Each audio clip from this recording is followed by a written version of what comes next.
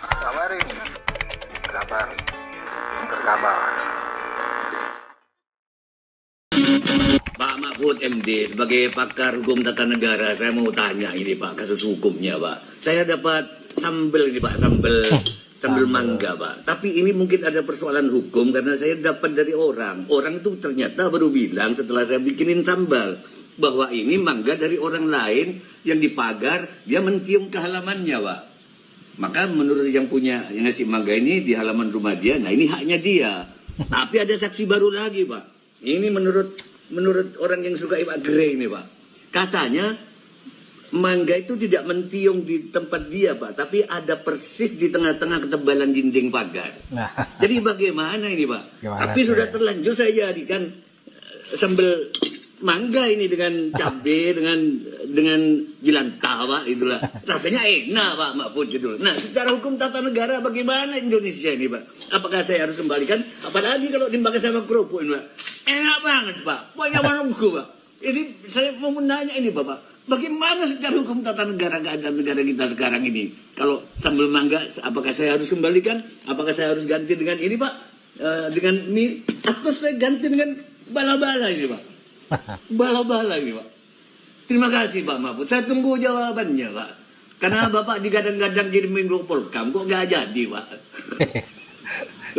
Secara formal orangnya kan sudah tidak punya hak prerogatif sebagai presiden. Kan? Ini secara formalistik nih ya. Secara formalistik.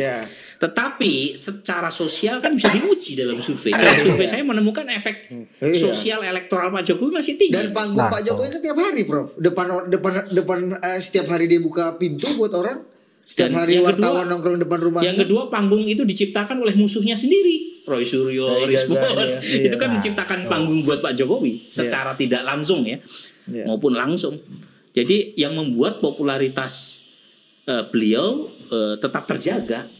Jadi secara tidak sadar sebenarnya Roy Suryo dan kawan-kawan ini sebenarnya sedang mendukung Pak Jokowi dalam bentuk lain. Ini tetap punya influence dan power di 2029. Yang baru ini Pak Amin Rais. Apalagi meminta membaca buku putih karangan siapa? Buku putih Jokowi karangan Roy Suryo, Tifa sama siapa gitu, satu lagi itu. Rismon. Iya, Rismon. Ya. Trio itu diumumkan oleh Pak Amin Rais sudah naik. Trio RRT ini. Coba lihat di antara presiden-presiden yang sudah menyelesaikan jabatannya, siapa yang paling banyak dibicarakan di publik? Pak Jokowi. Nah, saya dengan sadar mengatakan ini meskipun seringkali dibully ya, dianggap pro Jokowi dan seterusnya. Data adalah data. Dan saya datanya memang meskipun turun tingkat kedisukaan terhadap Pak Jokowi, tetapi 83% orang yang suka sama Pak Jokowi bahkan setahun setelah dia tidak lagi menjadi presiden dan bahkan setelah diserang dengan berbagai macam isu, 83% itu besar gitu.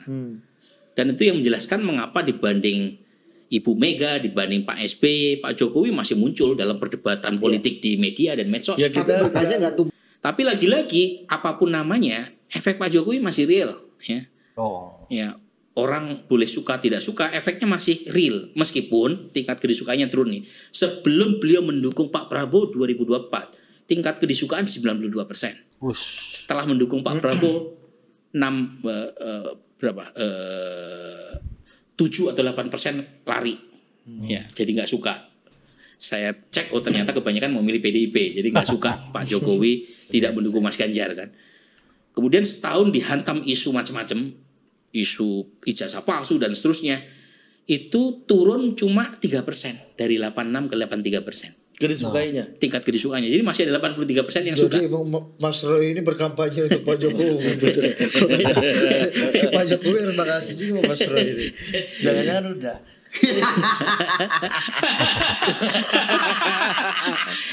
Kita aja nggak tahu. Kita aja nggak tahu. Jangan lugu-lugu amat lah. Mas Roy Pak Jokowi ucapan terima kasih gimana? Bagus Mas Roy, bagus. Saya mau izin loh Pak, saya keras-keras sedikit gimana Pak Pak Jokowi? Nggak apa-apa. Boleh nggak Pak? Boleh nggak Pak saya ke makam Ibu Pak? Kalau gaduh terus ada yang merasakan itu keuntungan bagi saya, ya jangan gaduh. Nanti saya tidak diuntungkan. Kalau nggak gaduh ya kan, ada ayamnya saya mungkin bisa dirugikan.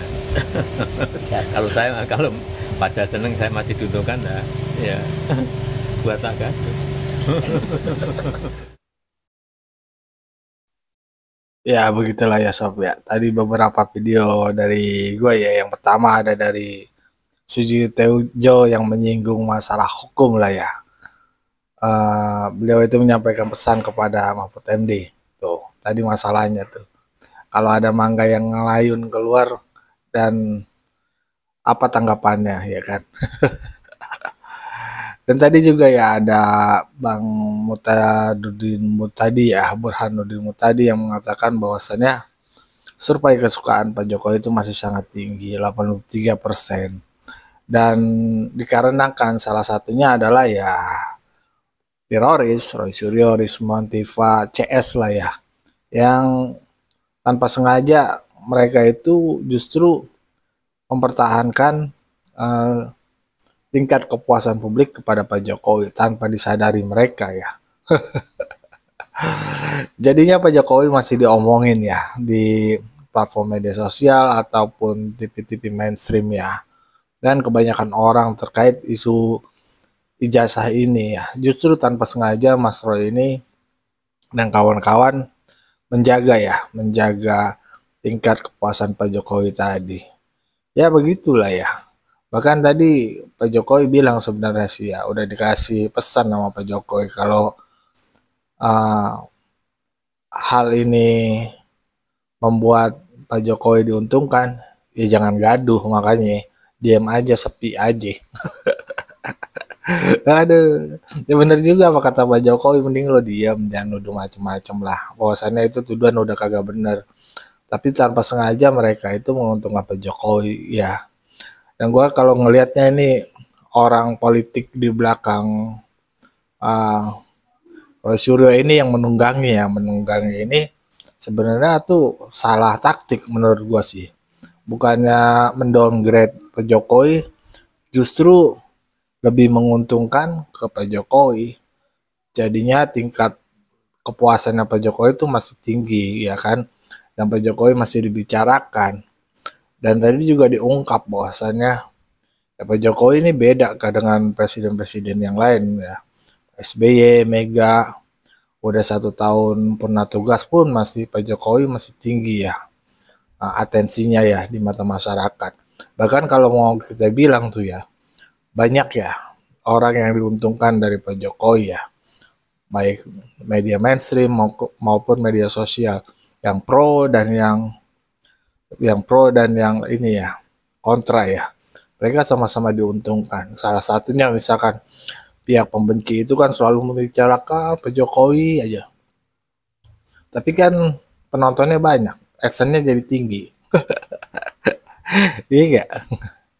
Nah bagaimana menurut pandangan sobat-sobat? Berikan pandangannya di kolom komentar. Wassalamualaikum warahmatullahi wabarakatuh.